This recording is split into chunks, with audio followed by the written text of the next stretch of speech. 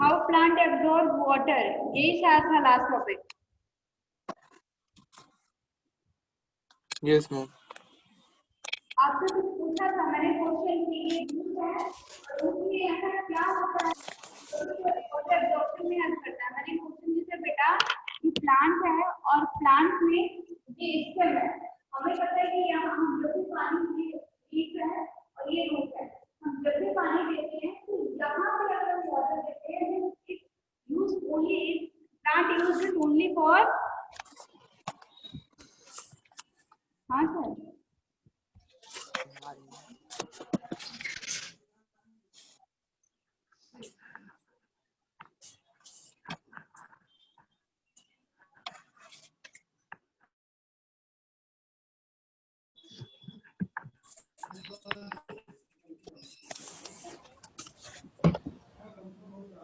अगर हम प्लांट को वाटर देते हैं तो इस कंडीशन में क्या होता है ऊपर से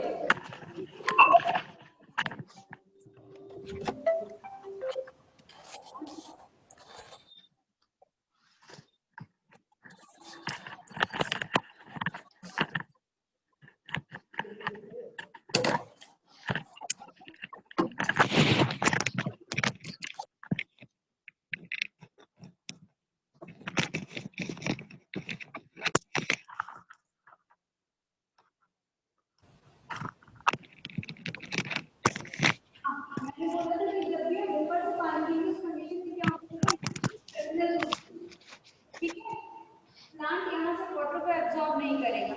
रूट में ऐसी क्या चीज present, what is present in that able root for water absorption, जो रूट एबल बनाता है। माइक ओपन है, आयुष तिवारी माइक ऑन करिए।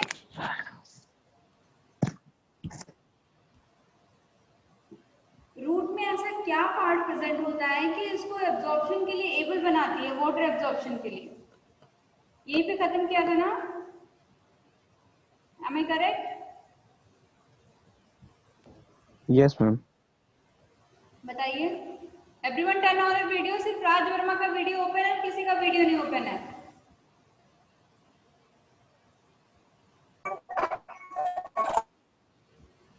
बोलिए बच्चे, नहीं आंसर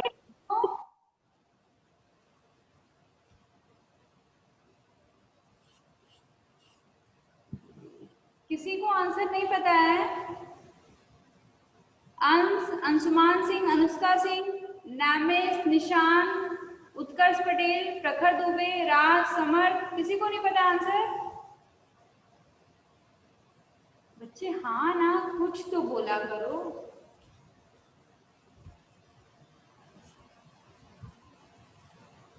नो, रॉन्ग। किसी को नहीं पता। आप देखो, मैं ज्योतिषी नहीं हूँ, अंतर्यामी भी नहीं हूँ, अगर आप आंसर नहीं दोगे बेटा, अभी क्लियर है वाइस? अगर आप आंसर नहीं दोगे तो मुझे कैसे पता चलेगा? पता है आपको? हाँ ना तो बोलिए। No ma'am. किसी को नहीं पता। देखिए रूट के पास जब भी आप नो मैम। रूट के पास ऐसे स्मॉल हेयर लाइक स्ट्रक्चर होते हैं, देखा? Yes ma'am. ये हेयर लाइक स्ट्रक्चर बेटा जो होते हैं, सर क्लास ले रहे हैं, सर क्लास ले रहे हैं, क्लास ले रहे हैं।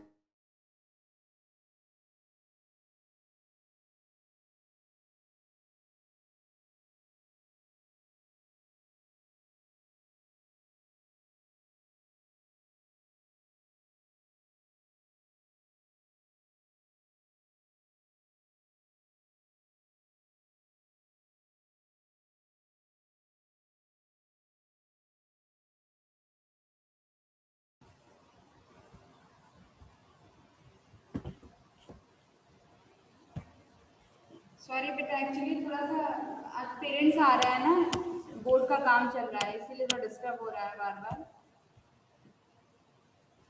देखो तो यहाँ पे ये हेयर लाइन स्ट्रक्चर प्रेजेंट है, that hair line structure have the permeability. इसके पास क्या होती है? परमेबिलिटी होती है। What do you mean by permeability? Permeability का मतलब क्या है? मतलब ऐसे पार्ट्स जिनके पास सेमी परमेबल मेम्ब्रेन प्रेजेंट होती है।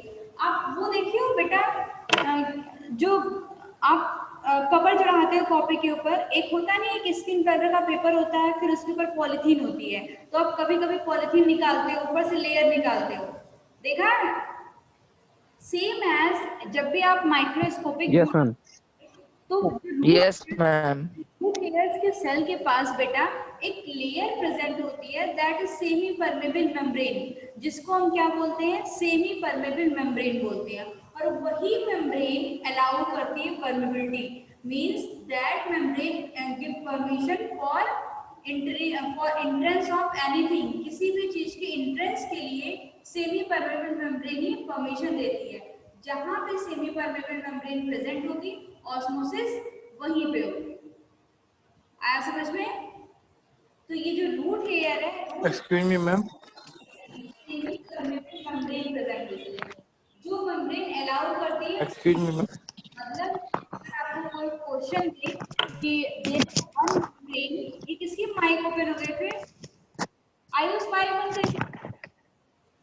अगर सपोज करिए कि मैं आपको एक क्वेश्चन दूं, ऐसे डिस्क्रिप्टिव टाइप क्वेश्चन दूं कि बेटा do have one part of plant, आपके पास एक प्लांट का पार्ट है, you have one part of plant and that part have permeable membrane, उसके पास permeable membrane है, तो for which process this part is able, किस process के लिए ये part able है, उस process का नाम Osmosis. राइट। और उसके बाद इसको एक्सप्लेन करिए। अगर आपको कोई क्वेश्चन इस तरह दे, तो वो क्वेश्चन का मतलब क्या होगा कि जिसके पास पे परमेबल मेम्ब्रेन प्रेजेंट है, वो क्या करता है? ऑस्मोसिस अलाउ करता है, या फिर यू कैन से दैट कि वो परमेबिलिटी अलाउ करता है। परमेबिलिटी मतलब वो किसी भी चीज को अंदर आने और बाहर जाने की परमिशन देता है। But there is one correction, वहां पे यहाँ पे एक करेक्शन है, मैंने कहा सेमी परमेबल। अब देखो सेमी का मतलब क्या है? हम ये भी तो बोल सकते थे कि परमेबल मेम्ब्रेन प्रेजेंट होती है, ये भी तो बोल सकते थे। अब आपके पास दो चीजें प्रेजेंट है, एक ही सेल वॉल है और एक ही सेल मेम्ब्रेन है। ये बताओ कि परमेबल मेम्ब्रेन किसके पास प्रेजेंट है और सेमी परमेबल मेम्ब्रेन किसके पास प्रेजेंट है? मैम सेल मेम्ब्रेन के पास सेमी परमिएबल मेम्ब्रेन होती है। तो मैं यहाँ पे सेल मेम्ब्रेन प्रेजेंट है, यहाँ सेल वॉल प्रेजेंट है। अब बताओ किसके पास सेमी परमेबल मेम्ब्रेन और किसके पास परमेबल मेम्ब्रेन होगी? अपने लॉजिक से, बिकॉज आपको सेल वॉल और सेल मेम्ब्रेन मैंने बहुत अच्छे से पढ़ाया है, तो आपको ये पता होना चाहिए। हम क्वेश्चन रिपीट कीजिए। आपके पास दो मेम्ब्रेन है, एक सेमी परमेबल मेम्ब्रेन है और एक परमेबल मेम्ब्रेन है। ये बताइए कि किसके पास सेल वॉल के पास सेमी परमेबल होगी या सेल मेम्ब्रेन के पास सेमी परमेबल होगी? किसके पास सेमी परमेबल होगी और किसके पास परमेबल होगी? सेल मेम्ब्रेन मैम के सेल पास। मेम्ब्रेन के पास क्या सेल मेम्ब्रेन के पास क्या होगी? Semi permeable. Semi permeable. Explain your answer, justify करिए अपने आंसर को कैसे। मैम बताएं। अभी और कोई भी आंसर? मैं बताऊं? हाँ अंजलि बताओ। मैम वो सेमी परमेबल इसलिए होता है क्योंकि वो कुछ ही थिंग्स को अलाउ करता है पास करने के लिए। हंस राइट है अंजलि? मैम क्यों सेलेक्टिव चीजों को। राइट है हंस? यस मैम, क्यों सेलेक्टिव चीजों को ही। Yes ma'am. सेल मेम्ब्रेन में क्यों है? क्योंकि जब मैं आपको डिफरेंस बताई थी तो मैंने ये बताया था बेटा कि cell membrane allow selective things from transporting from one side to another side. Cell membrane जो होती है वो सेलेक्टिव चीजों को अलाउ करती है बाहर से अंदर, अंदर से बाहर जाने की। आपके घर में गेट लगा है, आपके घर पे कोई बेल बजाता है, आप सबको अंदर आने देते हो? नहीं। जिसको आप जानते हो या फिर कोई आपका रिलेटिव है, गेस्ट है, आप उसी को अंदर आने देते हो ना।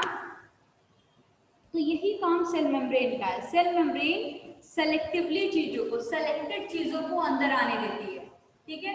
बट सेल वॉल किसी को भी अंदर आने देती है। आपकी एक कॉलोनी का गेट है, तो कॉलोनी के गेट से हर कोई अंदर आ जाता है ना, बट घर के गेट से हर कोई अंदर नहीं आता। आ गया समझ में? आ गया? Yes ma'am. तो Yes, ma'am. Excuse me, ma'am. अंदर आ जाता है, वहां पे वो मतलब फुली परमेबल है, और जहाँ पे सेलेक्टेड चीजें आती है वो सेलेक्टिवली परमेबल है, इसीलिए सेलेक्टिवली परमेबल। तो ये जो रूट एयर है बेटा, रूट Excuse me, ma'am. इसके बाद परमेबिलिटी होती है which allows substance को allow करती है move from side to another side। अब one side और another side क्या है? move from higher concentration Excuse me, ma'am. जहाँ पे ज्यादा है वहां से जहाँ कम है उस साइड मूवमेंट में हेल्प करती है। इतना समझ में आया? आया समझ में इतना? ये रूट एयर है, रूट एयर में एब्जॉर्प्शन हो गया, इतना तो समझ में आ गया ना? अब देखो एब्जॉर्प्शन के बाद क्या होता है, कोई भी सेल है, मैंने बताया कोई भी सेल है, किसी भी सेल में एक आउटर लेयर प्रेजेंट होगी जिसको हम क्या बोलेंगे, एपिडर्मिस। बताया है ना? बोलिए। Yes, ma'am. Yes, ma'am. Epidermis के बाद एक इंटरमीडिएट सेल होगी जिसको हम क्या बोलेंगे, कॉर्टेक्स बोलेंगे। ये सिर्फ समझ लीजिए, इसको लर्न करने की जरूरत नहीं है, ठीक है? कॉर्टेक्स, फिर एक ये आउटर एपिडर्मिस हो गया, फिर एक हो जाएगा इनर एपिडर्मिस, ठीक है? अब यहाँ पे क्या प्रेजेंट हो जाएगा, रूट जाइलम। तो root xylem connected to stem xylem, इससे कनेक्ट हो जाएगा स्टेम जाइलम, और यहाँ पे क्या हो जाएगा, लीव्स आएंगे। तो मतलब ये जो रूट एयर वाटर को एब्जॉर्ब करेंगे, move from root here to outer epidermis, from outer epidermis to cortex, then cortex to inner epidermis, then root xylem, then stem xylem। ठीक है? अभी आप इतना समझिए। अब आपके माइंड में एक चीज आ रहा होगा बेटा कि इसमें मूवमेंट क्यों हो रहा है। ये तो हमें पता है कि बेटा ऑस्मोसिस हो रही है, ठीक है? क्योंकि जहाँ पे हम पानी डाल रहे हैं वहाँ टर्गर प्रेशर की वजह से ज्यादा है, और जहाँ पे अंदर पानी कम है, तो हमें ये पता है क्या हो रहा है बेटा, ऑस्मोसिस हो रही है। बट आप एक चीज ये नोटिस करोगे कि ये जो ऑस्मोसिस हो रही है बेटा, इस ऑस्मोसिस में रेगुलरिटी बनी हुई है। रेगुलरिटी इन द सेंस क्या है कि ऐसा नहीं है कि प्लांट पानी यहाँ पे आके रुक गया या यहाँ पे आके रुक गया, यहाँ पे आके रुक गया, डायरेक्ट पानी यहाँ पे जाकर रुकेगा, ठीक है? ऐसा क्यों होता है? तो आपने केमिस्ट्री में दो चीजें पढ़ी थी, एडिशन पढ़ा है? केमिस्ट्री में आपने टू वर्ड्स पढ़ा होगा, कोहेजन Yes, ma'am. और एडिशन पढ़ा है ना? Cohesive force and adhesive force. दोनों चीजें पढ़ा है? Yes, ma'am. Yes, ma'am. Yes. चलो अभी अंश के अलावा किसने पढ़ा है, बताइए जरा answer. Yes, ma'am. Shubhanshu,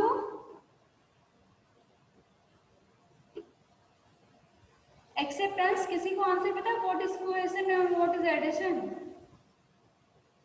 cohesive and adhesive force होता है ना? Yes, ma'am. पता है। क्या? Yes, ma'am. Ma'am, cohesive force, the force of attraction between particle of same substance. And adhesion? Ma'am, the force of attraction between the particle of different substance. Right. तो हमें देखो ये पता है कि ये जो वाटर है ये सिर्फ यहाँ पे वाटर नहीं है, ये सिर्फ H2O नहीं है बेटा। This water is a mixture of minerals. ये किसका मिक्सचर है? मिनरल्स का मिक्सचर है ना, क्योंकि जब भी हम उसमें सॉइल में वाटर डालेंगे तो एब्जॉर्प्शन सिर्फ वाटर का नहीं करेगा ना, सॉइल के अंदर जितने भी न्यूट्रिएंट्स प्रेजेंट है उसका भी तो एब्जॉर्प्शन होगा। बोलो। तो अभी क्या होता है यहाँ पे due to cohesion and adhesion, cohesive and adhesive force की वजह से, कोहेजन क्या होता है, सेम पार्ट जैसे H2O है और H2O, इन दोनों के बीच में जो अट्रैक्शन होता है या फिर इन दोनों के बीच में जो बॉन्डिंग होती है ये कॉन्टिन्यूटी को क्रिएट करती है। मतलब इसमें बॉन्डिंग ऐसी रहेगी कि एक वाटर मॉलिक्यूल फिर सेकंड, फिर fourth, second, third, fourth, fifth, मतलब सारे वाटर मॉलिक्यूल ऐसे रन करेंगे। समझ आ रहा है? आ रहा है समझ? Yes, ma'am. सेम तरह के मॉलिक्यूल्स के बीच में जो फोर्स लगता है, सेम तरह के मॉलिक्यूल्स के बीच में जो अट्रैक्शन लगता है, ठीक है? तो ये जैसे वाटर मॉलिक्यूल है, एक यहाँ पे, एक यहाँ पे, एक यहाँ पे, कॉन्टिन्यूटी क्यों बनी हुई है? क्योंकि सब एक दूसरे से अट्रैक्ट होकर एक बॉन्ड का फॉर्मेशन करेंगे जो इसको स्टार्टिंग से ले जाके एंडिंग पे पहुंचाएगा। समझ गए? समझ गए? What is the reason behind continuity? ये कॉन्टिन्यूटी ऑफ वाटर का मूवमेंट समझ आ गया? अंजलि सही है भाई साहब? आ गया समझ में? यस मैम, आप सही, लेकिन पहले नहीं।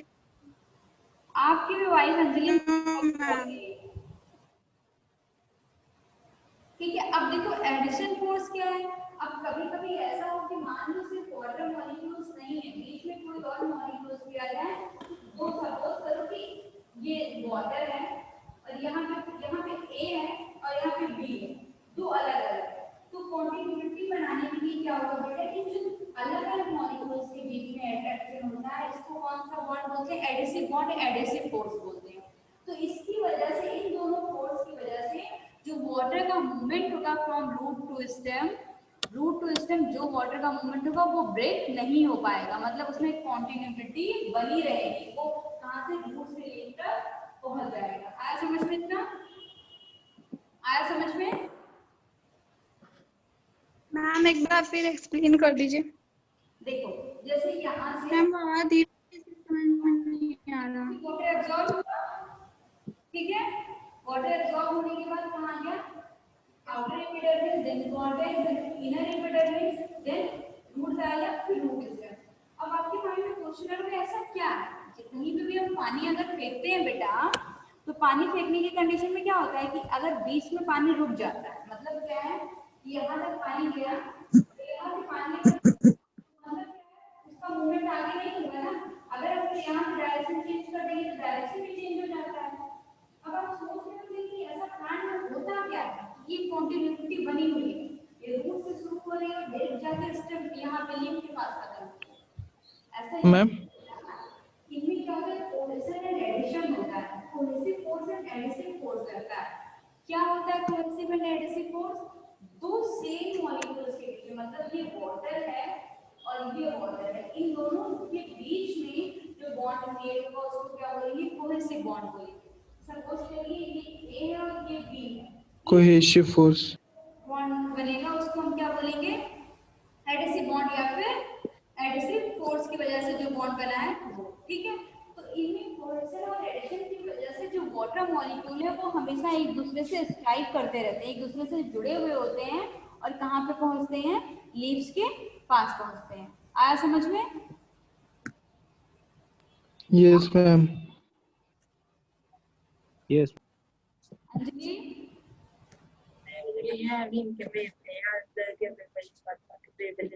भाई कौन है बात?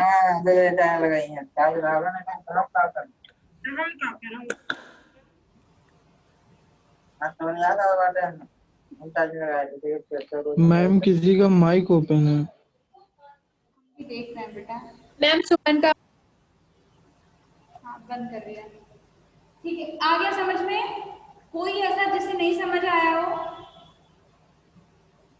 No ma'am. आपसे ये पूछा कि ऐसा कौन सा फोर्स होता है जिसकी वजह से वाटर के मूवमेंट में कॉन्टिन्यूटी बनी होती है या फिर वाटर का मूवमेंट कंटिन्यू रहता है? तो कौन से दो फोर्स होते हैं? Cohesive and adhesive force. आ गया? एडिशिव। आ गया? Yes ma'am. देखिए यस यस मैम। कैसे मूवमेंट होता है ये। अब देखो मूवमेंट में क्या है बेटा, यहाँ से जो यहाँ तक के ये पूरे मूवमेंट होंगे, दैट इज मतलब when water reach to leaf, जब रीच यहाँ पे लीफ के पास पहुंच जाएगा बेटा, तो क्या हम इसको क्या बोलते हैं? That is known as ascent of sap. इसको हम क्या बोलते हैं? That is known as ascent of sap. आपके एग्जाम में अब क्वेश्चन कहीं से नहीं आएगा कि एब्जॉर्प्शन कैसे होता है, वाटर ऊपर पहुंचता है कैसे, ये सब कुछ नहीं। एग्जाम में क्वेश्चन क्या आता है? What is accent of SAP. तो जब एसेंट ऑफ सैप आया बेटा, तो इसका मतलब है कि आपको फ्रॉम स्टार्टिंग एंडिंग हर चीज डिस्क्राइब करनी है। आ गया समझ में? आया समझ में? मैम ठीक है। अब देखो बेटा कि एक होता है ट्रांसपिरेशन फ्लूइड,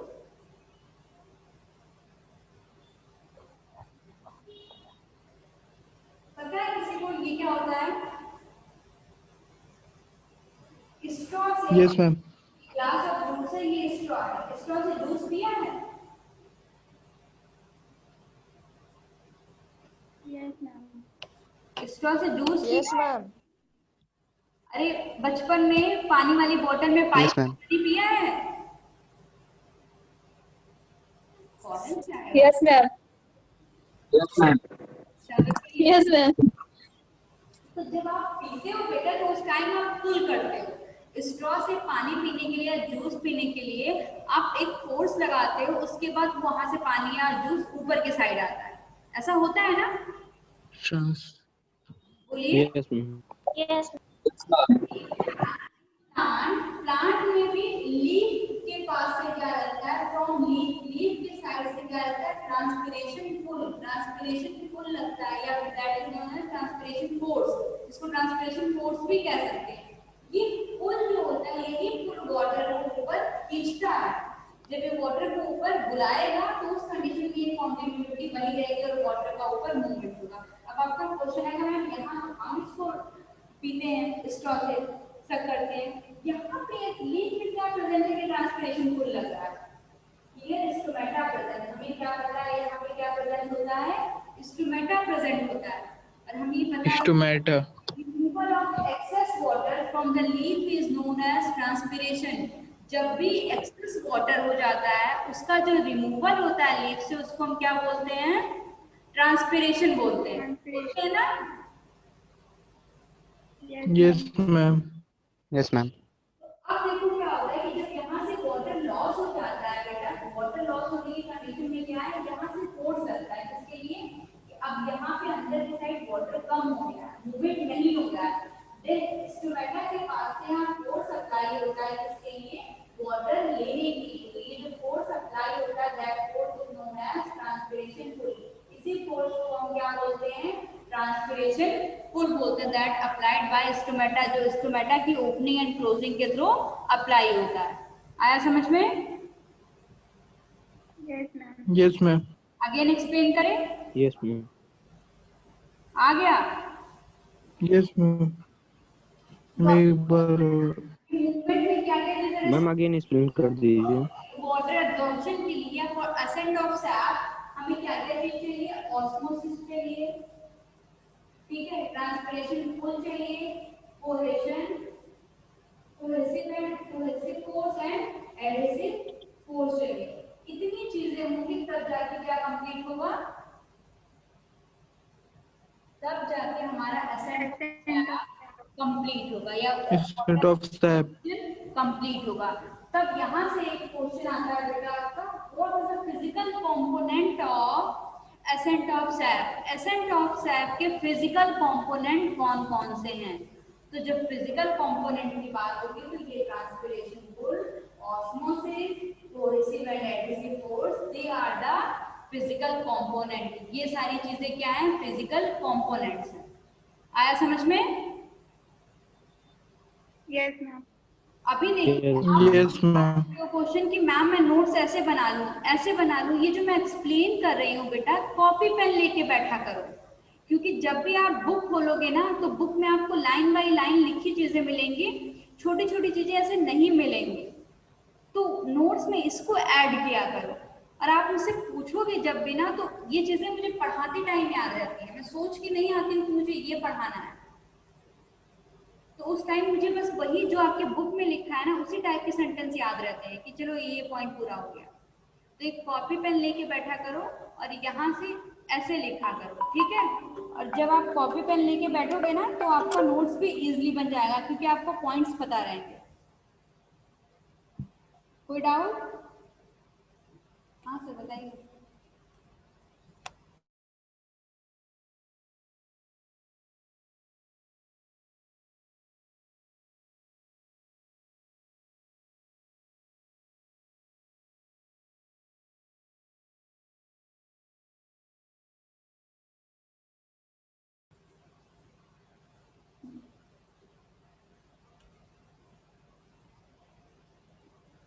आ गया समझ?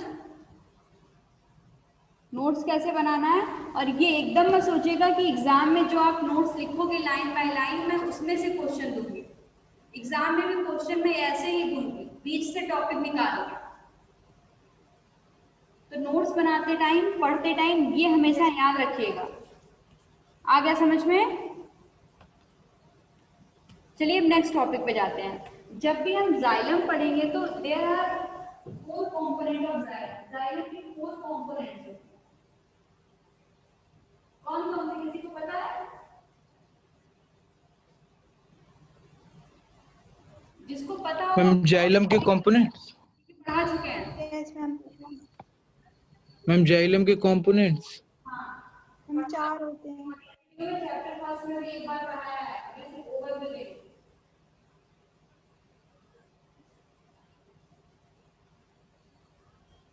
याद है किसी को?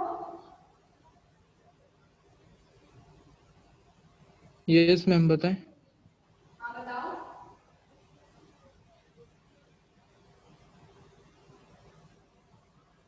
Ma'am xylem fibre. क्या लिखी दिए? Ma'am xylem fibre. Ma'am xylem parenchyma. चलो अब लिख दिए, रहने दो अब। देखो there are 4 component of xylem. Xylem के 4 कंपोनेंट होते हैं। कौन कौन से? Tracheids, vessels, xylem parenchyma and xylem sclerenchyma. कौन कौन से?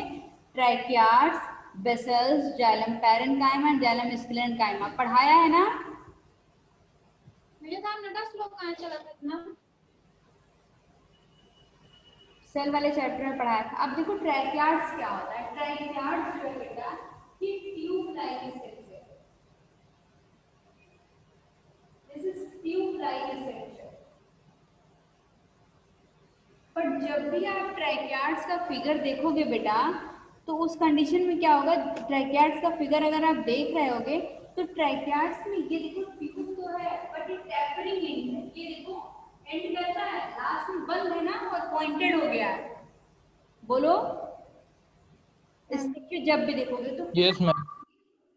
आप इसको अगर ऐसे एक के ऊपर एक अरेंज करोगे, एक के ऊपर एक ऐसे अरेंज कर रहे हो बेटा, तो क्या वाटर का कंडेंसेशन हो पाएगा? क्योंकि ये टेपरिंग ही है, बंद है, तो वाटर यहीं पे जाके रुक जाएगा ना। मतलब वाटर कंडेंसेशन यहाँ से यहाँ हो गया, यहाँ से यहाँ हो गया, यही तो होगा, आगे नहीं पास हो पाएगा। बोलो बोलो। Yes ma'am. Tracheids have pits. Tracheids के पास क्या प्रेजेंट होते हैं? पिट्स प्रेजेंट होते हैं। पिट्स का मतलब क्या है? Small hole. ठीक है, ट्रैकियार्ड्स के पास क्या प्रेजेंट होते हैं? पिट्स प्रेजेंट होते हैं।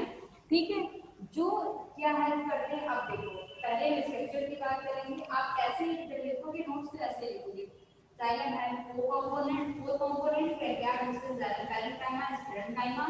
फिर ट्रैकियार्ड लिखना, structure banana. This is a tube like structure. कैसा है? ट्यूब लाइक स्ट्रक्चर है एंड इलोंगेटेड। इलोंगेटेड क्यों है? बिकॉज़ लंबा में दिख रहा है। ठीक है, अब देखो नेक्स्ट पॉइंट क्या लिखोगे? इट हैव पिट। इसके पास क्या प्रेजेंट होते हैं? पिट्स प्रेजेंट होते हैं। एंड इट हैव, ये स्टार मार्क करो, इट हैव टैपरिंग एंड। इनके एंड कैसे होते हैं? टैपरिंग होते हैं। मतलब क्या हो जा रहा है बेटा? ये क्लोज एंड हो जा रहे हैं। तो जब ये क्लोज एंड हो जा रहे हैं तो हमें इतना तो समझ आ रहा है कि ये यहाँ से यहाँ वाटर का ट्रांसपोर्ट नहीं करते। मतलब ये कैसे? From upward to downward to upward direction में वाटर का मूवमेंट नहीं करते। देन क्वेश्चन कैसे करते हैं? अब देखो ये प्लांट है बेटा, ये स्टेम है, ये सपोज करिए ये जाइलम है। अगर ऐसा होता कि वाटर का कंडक्शन सिर्फ ऐसे ऐसे होता तो ये जो यहाँ लीव्स है ये क्या करती है? बोलो। तो अभी देखो क्या होता है कि ये जाइलम का स्ट्रक्चर कुछ ऐसे रहेगा। ये पूरा जाइलम है, ये बीच में ट्रैकियार्ड्स ऐसे अरेंज है और ये हैव पिट्स। इसके पास क्या प्रेजेंट है? पिट्स प्रेजेंट है। देन वाटर का मूवमेंट कैसे होगा? From one pit to another pit. एक पिट से दूसरे पिट में वाटर का मूवमेंट होगा। That's the way water can reach in diameter also. यही वे है कि वाटर डायमीटर में भी मूवमेंट कर सकते हैं। आया समझ में? Yes ma'am.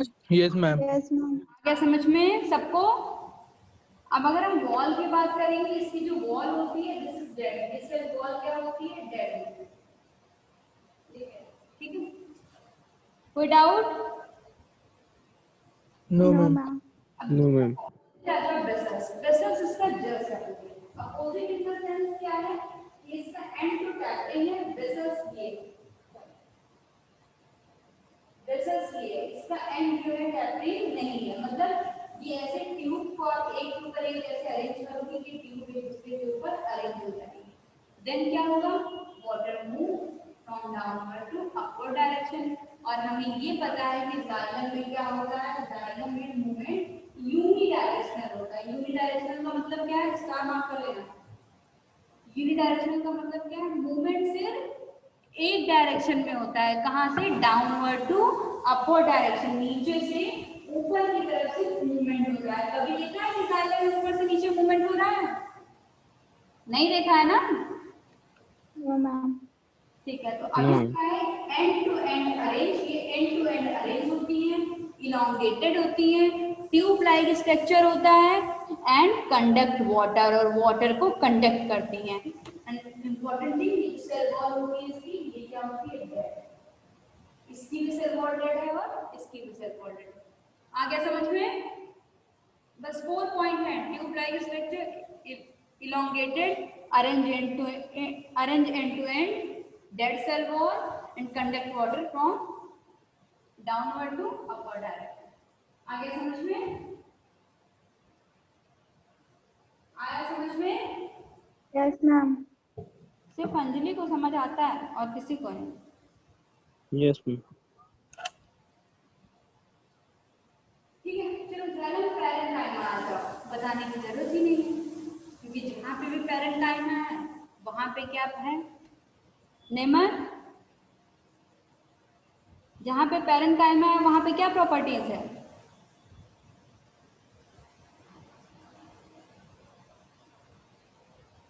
नेमत, नेमत लगता है ऐसे वीडियो ऑन करके चली जाती है, कहीं सुनती नहीं है।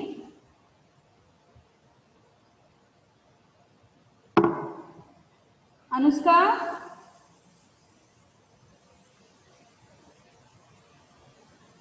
समर्थ,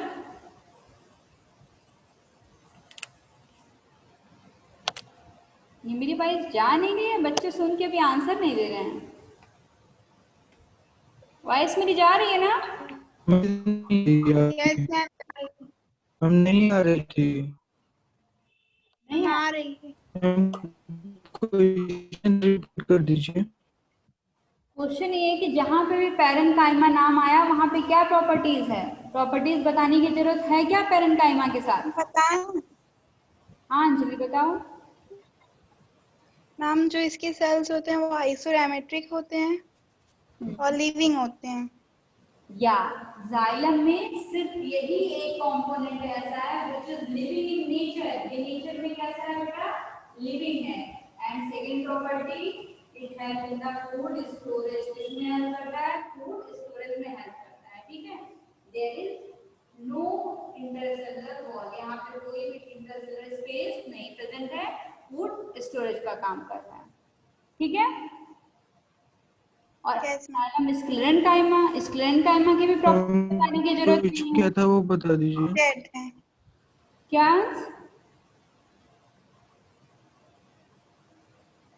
अंश क्या बोल रहे बेटा? वॉइस नहीं क्लियर है, लिख देना। मैम क्वेश्चन एक बार बता दीजिए, मैम डिस्कनेक्ट हो गए थे। मॉलिक्यूल्स के बीच में जैसे H2O है और ये H2O है, सेम मॉलिक्यूल्स के बीच में जो फोर्स लगता है वो अट्रैक्ट करता है, जो फोर्स उसी को कोहेसिव फोर्स बोलते हैं और इसी को हम कोहेसिव प्रॉपर्टीज बोलते हैं। ठीक है, अब स्क्लेरेन्काइमा की अगर हम बात करेंगे तो बेटा स्क्लेरेन्काइमा जहां भी आता है, मैंने पहले भी बताया हार्डनेस प्रोवाइड करता है, स्टिफनेस। इसका मतलब क्या है? ये डेड है। ठीक है, और डेड है तो मतलब क्या कर रहा है? जाइलम को स्ट्रेंथ प्रोवाइड कर रहा है। Sclerenchyma provide strength to xylem, xylem को स्ट्रेंथ प्रोवाइड करता है और कुछ नहीं। ठीक है, any doubt in xylem? Yes ma'am. Ansh बेटा, दो सेम मॉलिक्यूल्स के बीच में, ये H2 है, ये H2 है, इसके सेम मॉलिक्यूल्स के बीच में जो फोर्स लगता है उसको हम क्या बोलते हैं? कोहेसिव फोर्स बोलते हैं। अब शुभांशु का एक क्वेश्चन था मीडिएट ट्रांसपोर्ट। देखो बेटा क्या होता है, ये आपको मैंने रिकॉर्डेड वीडियो भेजा था। ये सेल है जैसे, ठीक है, ये सेल मेम्ब्रेन है, ये सेल मेम्ब्रेन है। हमें पता है कि इसका क्या लिपिड होता है, ये लिपिड बाय लेयर स्ट्रक्चर होता है और hydrophilic and hydrophobic two types के लिपिड एक साथ कंबाइंड होते हैं जिसको हम एम्फीपैथिक लिपिड बोलते हैं। और इसके बीच में ऐसे प्रोटीन एम्बेडेड, जो ये स्ट्रक्चर होता है सेल मेम्ब्रेन का, इसके बीच में प्रोटीन एम्बेडेड होती है ना? Yes ma'am. Yes, ma'am. Protein embedded होती है। तो अब क्या होता है कि बेटा हमें पता है कि एक ट्रांसपोर्ट कैसा होता है, एक ट्रांसपोर्ट ऐसा होता है कि जो हाई कंसंट्रेशन से लोअर कंसंट्रेशन होता है, जहाँ ज्यादा होता है वहां से कम होता है, ठीक है। अब हमें ये पता है कि यहाँ पे टू टाइप्स के लिपिड है, हाइड्रोफोबिक एक हाइड्रोफिलिक इन नेचर है, एक हाइड्रोफोबिक इन नेचर है, ठीक है। कभी कभी ऐसा होता है कि बेटा यहाँ से यहाँ ट्रांसपोर्ट होना होता है बट कंसंट्रेशन ग्रेडियंट नहीं होता, मतलब वो किस पे डिपेंडेंट नहीं होता, कंसंट्रेशन पे डिपेंडेंट नहीं होता। या फिर सपोज करो कि ये एक क्या है, हाइड्रोफोबिक है और यहाँ से ऐसे मटेरियल जाने हैं जिनको वाटर से डर लगता है और उन्हें जाना नहीं है, तो उस कंडीशन में क्या होगा, ये एक सहारा लेते हैं। जैसे सपोज करिए कि कोई ब्लाइंड पर्सन है, वो क्रॉस कर रहा है, नहीं क्रॉस कर पा रहा है, तो आप उसका हाथ पकड़ के रोड क्रॉस करवा दीजिए, तो आप उसको सपोर्ट किए ना, तो ये जो प्रोटीन होती है बेटा, प्रोटीन उस मॉलिक्यूल के साथ कंबाइन होकर उसको एक पार्ट से दूसरे पार्ट में पहुंचा देती है। यही क्या है, mediate transport. Okay Okay, ma'am. में Yes, ma'am. ये नहीं समझ में आया तो फिर पूछ लीजिएगा। चलिए ठीक है, एंड करते हैं। बस आज तक जितना पढ़ाया गया है इतना ही एग्जाम में आएगा, इसके बाहर का कुछ भी एग्जाम में नहीं आएगा, ठीक है। Okay okay ma'am. Okay, ma'am. चलो, have a nice day. Sorry for inconvenience. Thank you ma'am. Schedule था इसलिए नहीं ले पाए सुबह class. Thank you ma'am. Thank you, ma'am.